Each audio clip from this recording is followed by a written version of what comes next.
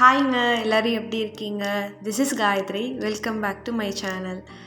இந்த வீடியோவில் டே in my life தான் பார்க்க போகிறோம். ஆக்சுவலி எனக்கு ரொம்ப பிடிச்ச யூடியூபர்ஸோட டே இன் மை லைஃப் வீடியோஸ் எல்லாமே நிறையா பார்த்துருக்கேன். ஆனால் ஃபைனலி நானுமே என்னோடய சேனலில் என்னோடய டே இன் மை லைஃப் தான் ஷேர் பண்ணியிருக்கேன். ரொம்ப சிம்பிளாக நான் எப்படி இருந்தனோ அப்படி தான் இருக்கும். உங்களுக்கு எங்கேயாவது போர் அடிக்குது இல்லை கண்டென்ட் ரிலவெண்ட்டாக இல்லை அப்படின்னா நீங்கள் ஸ்கிப் பண்ணி கூட பார்க்கலாம். வாங்க வீடியோக்குள்ளே போகலாம். இந்த வீடியோ லாஸ்ட் சண்டே எடுத்த ஷூட் பண்ண வீடியோ. நான் என்ன பண்ணிகிட்ருக்கேன்னு பார்த்தீங்கன்னா, கோலம் போட போகிறேன். எப்படி தெரியுமா? நிலகால் மேலே கோலம் போட போகிறேன். எங்கள் வீட்டில் எங்கள் அம்மா கோலம் போடுவாங்க. குட்டி குட்டி கோலமாக தான் போடுவாங்க. வாசலுக்கு முன்னாடி போடணுங்கிறதுக்காக போடுவாங்க. பெரிய கோலம்லாம் நாங்கள் இது வரைக்கும் ட்ரை பண்ணதே கிடையாது. ஆனால் அந்த கோலத்துக்கு மேலே சைடில் 2 டிசைன் வர மாதிரி போடுவாங்க. நான் சின்ன வயசுலேருந்து பார்த்துருக்கேன். எங்கள் அம்மா அது மாதிரிலாம் நிறையா போடுவாங்க. ஆனால் இப்போ லேட்டர் டைமில் இப்போ ப்ரெசென்ட்டில் அந்த மாதிரிலாம் போடுறது கிடையாது. மேபி அவங்களோட ஒர்க் கொஞ்சம் ஜாஸ்தி இருக்கனால, தோட்டத்து வேலையெல்லாம் ஜாஸ்தி இருக்கிறதுனால அது போடுறது இல்லைன்னு நினைக்கிறேன். நான் வீட்டில் இருக்கும்போதுலேருந்தே கோலம் போடுற பர்சன் கிடையாது. எங்கள் அம்மா எப்போயாவது போட சொல்லும்போது நான் போடுறதோட சரி. இப்போ ஏன் நான் இதை திடீர்னு ஸ்டார்ட் பண்ணியிருக்கேன், அதுவும் ஏன் சண்டேயில் ஸ்டார்ட் பண்ணேன் அப்படின்னா, எனக்கு வீக் டேஸில் மார்னிங் எழுந்திரிச்சு கோலம் போடுறதுக்கு எனக்கு டைம் கிடைக்காது. அண்ட் இப்போது எனக்கு கொஞ்சம் டேஸாக கொஞ்சம் நாட்களாகவே எப்படி இருக்குது அப்படின்னு பார்த்தீங்கன்னா, எனக்கு கொஞ்சம் ட்ரெடிஷ்னல் டச் இருக்கிறது ரொம்ப பிடிச்சிருக்கு. ரொம்ப ஒரு மாதிரி நான் வீக்லி ஒன்ஸ் போட்டுட்டேன் அப்படின்னா, நான் அடுத்த வீக் தான் மறுபடியும் ரிட்டன் போடுவேன். அது வரைக்கும் நான் கோலத்தை மாற்றுறது கிடையாது. மேபி அப்படி பண்ணக்கூடாதானோ எனக்கு தெரியலை. ஆனால் எனக்கு அது இருக்கிறது அழகாக இருக்குது. ஆனால் என்னால் டெய்லியும் மார்னிங் போடுறது கஷ்டமாக இருக்குது. அதனால் நான் அப்படி பண்ணிகிட்ருக்கேன். இன்கேஸ் இந்த வீடியோ பார்க்குற யாருக்காவது அப்படிலாம் பண்ணக்கூடாது, கோலம் போட்டால் அடுத்த நாள் மார்னிங் அழைக்கணும் அப்படின்னு ஏதாவது சொல்லுவாங்க, அந்த மாதிரி தெரியும் அப்படின்னா கமெண்ட் பண்ணுங்கள். நானும் தெரிஞ்சுக்கிறேன். ப்ளஸ் நெக்ஸ்ட் டைம் அது பண்ணாமல் இருக்கேன். ஆனால் எனக்கு தெரிஞ்சு அது அப்படி பண்ணுவாங்களான்னு எனக்கு தெரியல. இந்த கோலம் போடுறதுல அலையாமல் இருக்கிறது ஏன் அலையாது அப்படின்னு பார்த்தீங்கன்னா, எனக்கு டோர் நார்மல் வுட்டன் டோர் ஒன்று இருக்குது. அது இல்லாமல் க்ரில் அந்த ஸ்டீல் க்ரில் பின்னாடி கொடுத்துருக்காங்க. அந்த க்ரில் கேட் கொடுத்துருக்காங்க. ஸோ இதுக்கு நடுவில் தான் நிலகால் இருக்குது அப்படின்னும் போது நான் போடுற கோலத்தை யாரும் அழைக்க முடியாது. லைக் மழை வந்தாலோ இந்த மாதிரிலாம் அலையாது. அண்ட் வீட்லேயும் நான் மட்டும்தான் இருக்கேன், பேச்சுலராக இருக்கேன். ஸோ அதனால் யாரும் அதை டிஸ்டர்ப் பண்ண மாட்டாங்க. ஸோ நான் இந்த மாதிரி வீக்லி ஒன்ஸ் போட்டேன் அப்படின்னா, நான் அந்த வீக் ஃபுல்லாக பூஜை பண்ணும்போது நான் டியூஸ்டே சாமி கும்பிடுவேன். அதுக்கப்புறம் பிடிச்சப்போல்லாம் எப்போல்லாம் எனக்கு சந்தோஷமாக இருக்கோ அப்பயும் நான் சாமி கும்பிடுவேன். எப்போல்லாம் எனக்கு கஷ்டமாக இருக்கோ அப்பயும் நான் சாமி கும்பிடுவேன். ஸோ அப்போ எனக்கு எல்லாத்துக்குமே கொஞ்சம் சௌரியமாக ரொம்ப அழகாக இருக்கும் இல்லையா வீடு. அதனால் நான் இந்த மாதிரி பண்ணிகிட்ருக்கேன். ரீசன்ட் டேஸில் நான் இந்த மாதிரி போட்டுட்ருக்கேன். நான் ஒன்றும் அவ்வளோ பர்ஃபெக்டாக போட்டிருக்க மாட்டேன், பார்த்தா தெரியும். பட் ஆனால் இப்போ தான் லேர்ன் பண்ணிகிட்ருக்கேன், இப்போ தான் ஸ்டார்ட் பண்ணியிருக்கேன். ஆனால் டெஃபினட்டாக ஒரு நாளில் ரொம்ப அழகாக போட்டுருவேன் அப்படின்னு நம்பிக்கை இருக்குது. நீங்கள் இந்த மாதிரிலாம் கோலம் போட்டிருக்கீங்களா? நீங்கள் எப்போ கோலம் போட ஸ்டார்ட் பண்ணீங்க? உங்களுக்கு ஏன் அதை பிடிச்சிருக்கு அப்படின்னு யாராவது இந்த வீடியோ இவ்வளோ தூரம் பார்க்குறீங்க அப்படின்னா கமெண்ட்டில் சொல்லுங்கள், நானும் தெரிஞ்சுக்கிறேன். இவ்வளோ தூரம் இதை எக்ஸ்பிளைன் பண்ணிவிட்டு யார்கிட்டேருந்து நான் இன்ஸ்பயர் ஆனேன்னு சொல்லலைன்னா அது ரொம்ப தப்பாக இருக்கும் இல்லையா? யார்கிட்ட இருந்து எனக்கு இதை கற்றுக்கிட்டேன், லைக் இதை போடுறதுக்கான இன்ஸ்பயர் ஆனது அப்படின்னு பார்த்தீங்கன்னா, லக்ஷ்மி கோலம் டிசைன்ஸ் அப்படின்னு சொல்லிட்டு இன்ஸ்டாகிராமில் ஒரு ஐடி இருக்குது. நீங்கள் என்னை இன்ஸ்டாகிராமில் ஃபாலோ பண்ணுறீங்க அப்படின்னா நான் அவங்களோட பேஜை ஒரு கோலம் போடும்போது டேக் பண்ணுறேன். இல்லைனாட்டி நான் ஃபாலோ பண்ணுறவங்களோட இதில் போய் பார்த்தீங்கன்னா தெரியும். அவங்க ரொம்ப அழகாக போட்டுட்ருக்காங்க. இனிஷியல் டைமில் அவங்களுமே அந்த வளைக்கிறது இதெல்லாம் எப்படி போட்டிருப்பாங்கன்னு தெரில. நான் போட்டுட்ருக்க மாதிரி ரிலவெண்ட்டாக இருந்துச்சு. அதனால தான் ரொம்ப கான்ஃபிடெண்ட்டாக சொல்கிறேன். கூடிய சீக்கிரத்தில் நானுமே அழகாக கோலம் போட கற்றுப்பேன் அப்படின்னு சொல்லிட்டு இப்போ ரொம்ப அழகாக போட்டுட்ருக்காங்க. அவங்க ஃபஸ்ட்டு மஞ்சள்லாம் போட்டு அந்த நிலகால ப்ரெப் பண்ணிவிட்டு அதுக்கப்புறம் கோலம் போட்டு அது மேலே குங்குமம்லாம் வைப்பாங்க. ரொம்ப பார்க்குறதுக்கே ரொம்ப தெய்வீகமாக ரொம்ப சூப்பராக இருக்கும். எனக்கு ரொம்ப ரொம்ப பிடிச்சிருக்கும். அதே தான் நானும் ஃபாலோ பண்ணிகிட்ருக்கேன். கோலம்லாம் போட்டு வந்துட்டேங்க. வந்ததுக்கப்புறம் ஒரு கிளாஸ் ஆஃப் வாட்டரில் ஹர்ப் பவுடர் போட்டு நல்லா கொதிக்க வச்சு வார்ம் ஆனதுக்கப்புறமா அதை குடிக்க போகிறேன். நான் கோலம் போகிறதுக்கு முன்னாடியே கொதிக்க வச்சு கிளாஸில் ஊற்றி வச்சுட்டு வந்துட்டேங்க. இப்போ இது முடிச்சதுக்கப்புறமா நான் அதை குடிக்கும்போது கொஞ்சம் வார்மாக இருக்கும், கரெக்டாக இருக்கும். அதை குடித்து முடித்ததுக்கப்புறமா சண்டேனாலே என்ன, ஹேர் கேர், ஸ்கின் கேர், நம்ம மீ டைம் கொடுக்குற ஒரு டைம் இல்லையா? ஸோ மார்னிங்கே தலைக்கு எண்ணெய்லாம் வச்சு நல்லா சிக் எடுத்து கொண்டையை போட்டுட்டு அடுத்த வேலைக்கு ஸ்டார்ட் ஆயாச்சு. ஏன்னா சண்டே அப்படிங்கிறது ரூம் க்ளீன் பண்ணணும், நம்ம ட்ரெஸ் வாஷ் பண்ணணும், குக் பண்ணணும். அதுக்கப்புறம் வந்துட்டு அந்த வீக்குக்கு தேவையான ஏதாவது வந்துட்டு ப்ரீ பிளான்ஸ் பண்ணுற பர்சனாக இருந்தால் நம்ம அதுவும் பண்ணணும். எல்லாமே இந்த சண்டேயில் நடக்கும் அப்படிங்கிறதுனால எந்த ரஷ்ஷும் இருக்காது. ஆக்சுவலி நீங்கள் சண்டேயில் நிறைய ஒர்க் பண்ணுவீங்க, ஆனால் ரஷ்ஷே இல்லாமல் பண்ணணும் அப்படின்னா ஆல்ரெடி ஒரு பிளான் வேணுங்க. என்னெல்லாம் பண்ண போகிறோம் அப்படின்னு தெரியணும்.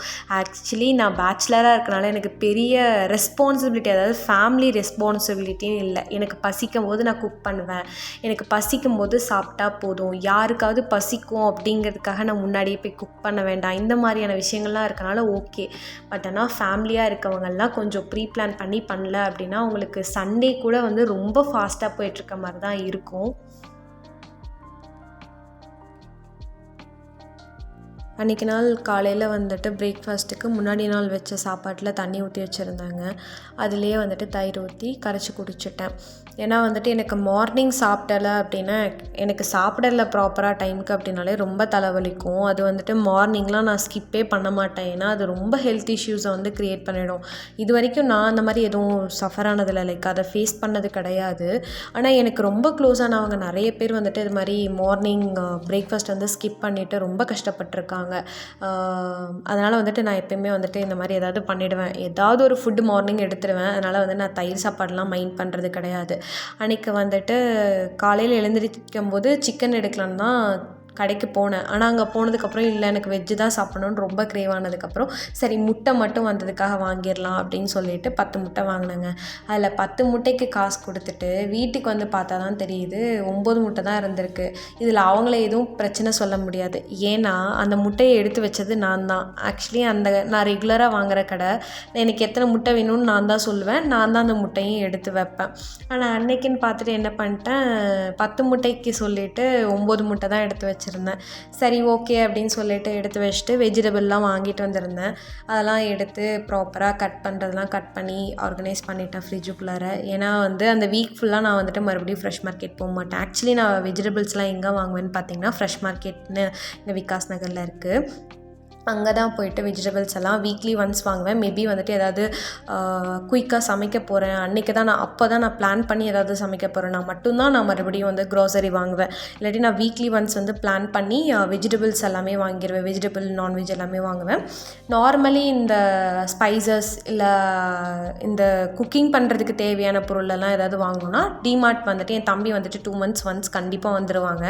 அவங்க வரும்போது வந்துட்டு கூப்பிட்டுட்டு போயிட்டு 2 பேரும் பர்ச்சேஸ் பண்ணிட்டு வருவோம். இப்படி தான் இருக்கும். அன்னைக்கு வந்துட்டு எனக்கு பாசிப்பருப்பு குழம்பு, அதுக்கப்புறம் அன்றைக்கி ரொம்ப நாளைக்கு அப்புறம் பாலக்கீரை வந்து இருந்ததை நான் பார்த்தேன். ஸோ பாலக்கீரை முட்டை பொரியல் செஞ்சுக்கலாம் அப்படின்னு சொல்லிட்டு எக்கு வாங்கிட்டு வந்ததுனால எக்குமே வந்துட்டு பெரட்டல் மாதிரி பண்ணியிருக்கேன். அந்த ரெசிபி வந்துட்டு இதில் ஷேர் பண்ண முடிஞ்சால் பண்ணுறேன், இல்லாட்டி நான் ஷார்ட்ஸ் வீடியோவில் வந்து அனுப்புகிறேன். ஆக்சுவலி நான் ஒரு ஹோல் எக்காக வந்துட்டு, அதாவது ஒயிட் எக்காக சாப்பிட மாட்டேன். ஆனால் இப்போ அந்த மாதிரி செஞ்சு சாப்பிட ஆரம்பிச்சதுக்கப்புறம் டேஸ்ட் ரொம்ப பிடிச்சிருக்கு. இது 2வது வாட்டி செஞ்சுருக்கேன். அந்த டிப் வந்து நான் உங்களுக்கு ஷேர் பண்ணுறேன். யாராவது என்ன மாதிரி ஒரு ஹோல் ஒயிட் எக்கோடு சாப்பிட மாட்டீங்க, அந்த பாயில் பண்ண எக்கோடு சாப்பிட மாட்டீங்க அப்படின்னா இது ரொம்ப யூஸ்ஃபுல்லாக இருக்கும்.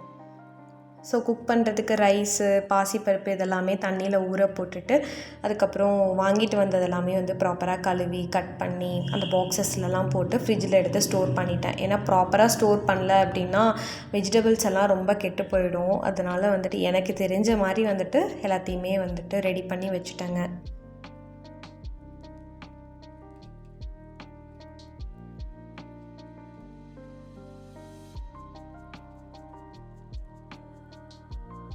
அந்த அன்றைக்கி தாங்க நான் வந்து ஃபர்ஸ்ட் டைம் பாலக்கீரை வாங்கிட்டு வந்து பாதியை குக் பண்ணி மீதியை வந்து ஃப்ரிட்ஜில் ஸ்டோர் பண்ணேன். ஏன்னா நான் ஃப்ரிட்ஜ் வாங்கி இப்போ வந்துட்டு 1 year கிட்ட தான் ஆக போகுது. லாஸ்ட் நவம்பர் டைமில் வாங்கினேன். இந்த வீட்டுக்கு புதுசாக வரும்போது வாங்கினது. அதுக்கு முன்னாடி வந்து ஃப்ரிட்ஜ் இல்லாதங்காட்டி என்னால் முழுசாலாம் ஸ்டோர் பண்ண முடியாதுங்க. அதனால் நான் வாங்கிட்டு வந்தால் அன்றைக்கே செஞ்சுருவேன். இந்த வாட்டி வந்து வச்சுருந்தேன். 1 week வரைக்குமே ரொம்ப நல்லா இருந்தது. எதுவுமே பண்ணல, ஜஸ்ட்டு சின்ன சின்னதாக கட் பண்ணிவிட்டு ஒரு பாக்ஸில் ஸ்டோர் பண்ணிவிட்டு ஃப்ரிட்ஜில் வச்சுட்டேன். நான் டிஷ்யூ பேப்பர் எதுவுமே போடலை. நீங்கள் வந்துட்டு இந்த மாதிரி பாலக்கீரை ஸ்டோர் பண்ணுவீங்களா அப்படின்னு சொல்லிட்டு கமெண்ட்டில் சொல்லுங்கள். லாஸ்ட் டைம் வந்து டிமார்ட் போகும்போது இந்த ஐஸ் க்யூப் ட்ரே வந்து வாங்கியிருந்தாங்க. இது வந்துட்டு எப்படி இருக்குன்னா ரொம்ப கன்வீனியண்ட்டாக இருக்குது. நம்ம வந்து இந்த ஏபிசி ஜூஸ் வந்து போட்டுட்டு அதில் வந்துட்டு ஸ்டோர் பண்ணிக்கலாம்.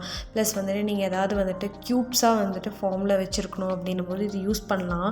இது ஏன் வந்து ரொம்ப கன்வீனியன்ட் அப்படின்னு சொல்கிறேன்னா, கீழே வந்து அந்த ரப்பர் புஷ் மாதிரி கொடுத்துருக்காங்கங்க. நீங்கள் அதில் வந்துட்டு நீங்கள் ஸ்டோர் பண்ணதுக்கப்புறம் எவ்ரி மார்னிங் நீங்கள் எடுக்கும்போது அந்த ஒரே ஒரு க்யூபை மட்டும் ப்ரெஸ் பண்ணிங்க அப்படின்னா மற்றது எதுவுமே டிஸ்டர்ப் ஆகாமல் அது மட்டும் அழகாக வந்துடும். நீங்கள் ரொம்ப தட்டணும் இல்லை கொஞ்சம் மெல்ட் ஆக விடணுன்றதே கிடையாது. நான் வந்துட்டு இந்த யூடியூப்பில் வந்துட்டு பார்க்கும்போது சொன்னாங்க, நம்ம ஃப்ரிட்ஜில் வந்துட்டு ஒரு விஷயத்த ஃப்ரோசன் பண்ணிட்டோம், அதாவது வந்துட்டு உரைய வச்சுட்டோம் அப்படின்னா அதுக்கப்புறம் அதை வந்து நம்ம மறுபடியும் மெல்ட் பண்ணி பாதி எடுத்து யூஸ் பண்ணுறது அப்படி பண்ணக்கூடாதுங்க.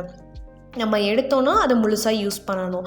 அப்படிங்கையில் இதுன்றது எப்படி இருக்கும்னா, இது வந்து நம்ம மெல்ட் ஆகிறதுக்கு டைம் கொடுக்க மாட்டோம். ஸோ எல்லாத்தையும் எடுத்து கசன்னு பண்ண தேவையில்லைங்க. ஒன்றை மட்டும் எடுத்தோமா நம்ம வந்துட்டு கிளாஸில் போட்டு வார்ம் வாட்டர் போட்டு குடிச்சிக்கலாம். அந்த மாதிரி ரொம்ப கன்வீனியண்ட்டாக இருக்குது. நான் யூஸ் பண்ணதுக்கப்புறம் ரொம்ப பிடிச்சிருக்கு.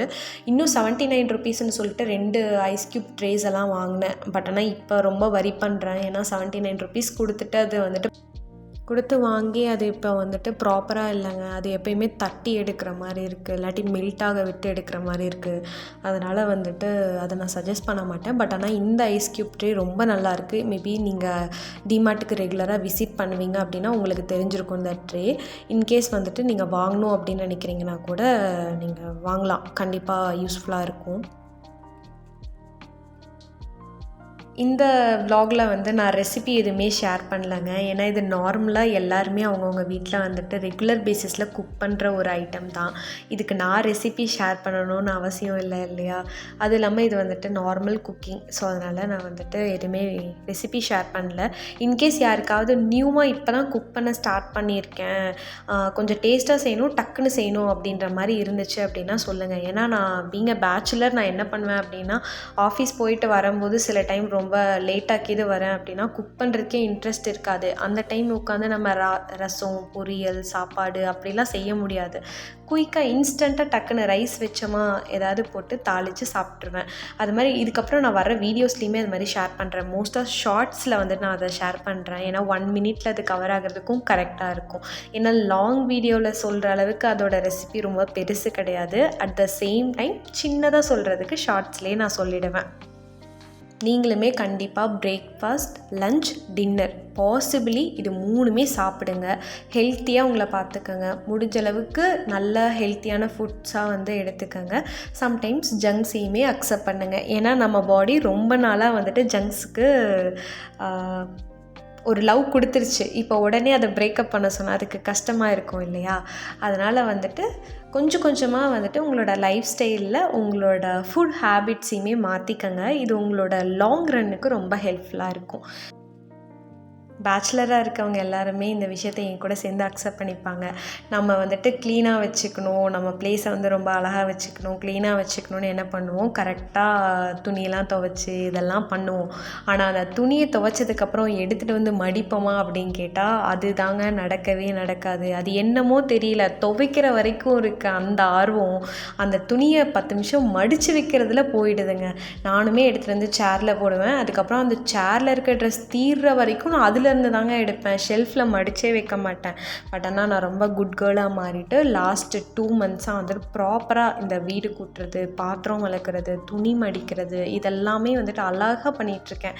நீங்களுமே வந்துட்டு ரொம்ப வரி பண்ணாதீங்க. அதுக்கான டைம் வரும்போது ப்ராப்பராக எல்லாத்தையுமே நம்ம செய்ய ஆரம்பிச்சிருவோம். இப்போ வந்து நம்ம என்னடா துணி துவைக்கிறோம், எடுத்து மடிக்க மாட்டேங்கிறோம், இல்லை மற்ற வேலைகள் நீங்கள் பிளான் பண்ண மாதிரி முடிக்க முடியல அப்படின்னாலும் உங்களை ரொம்ப கஷ்டப்படுத்தாதீங்க. எல்லாமே அப்பப்போ நடக்கும்.